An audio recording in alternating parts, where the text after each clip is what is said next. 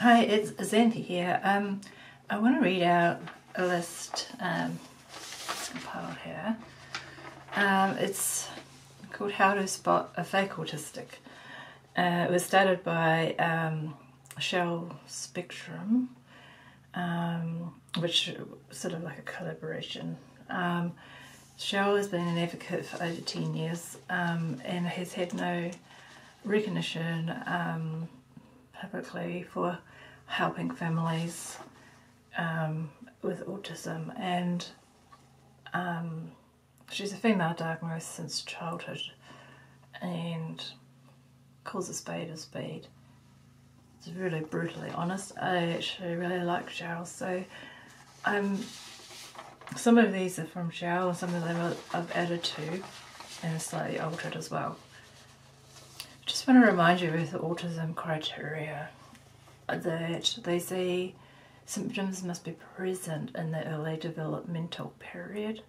Symptoms cause clinically significant impairment in social, occupational and other important areas of current functioning. So that's part of the diagnostic criteria. So both Cheryl and myself both had features since childhood. For me, they're calling it PDD-NOS, pervasive developmental disorder. So let's start this list, which I might read out in 2 videos depending on how we go. I like to call the neurodiversity version of autistics nautistics, to distinguish. And some of them I would call fraudtistics because they're making money out of this racket. It's absolutely appalling. Okay, number 1, claims masking. Without realising it, since birth, to excuse no clinical features of autism for decades. Okay, that number 1 is from me. Number 2, times and predicts meltdowns to film it to upload to social media. Has no idea what a meltdown is. 3, performs big stims, e.g. hand flapping on camera, despite never having done it before, and I would say also encourages followers to do this.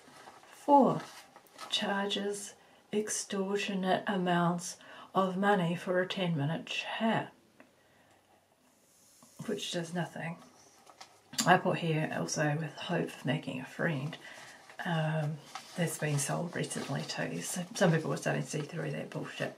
5, has a GoFundMe, Patreon and wish list. 6, makes up traits that are the exact opposite of what autism is, creating a polar opposite stereotype.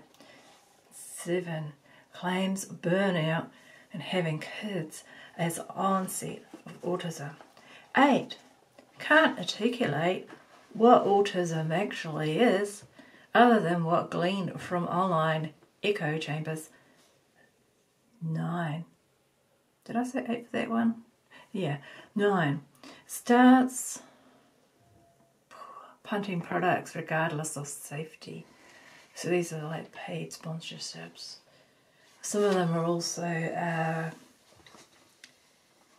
sponsoring hasty, dodgy diagnoses, which aren't actually worth anything. Number 10, says that self-diagnosis is valid. Self-diagnoses ADHD and seeks stimulants. That's actually tied into those ones that are selling or sponsoring those cheap and dodgy online diagnoses. How long has this taken? I'm not sure. I'm going to do part 2. Okay.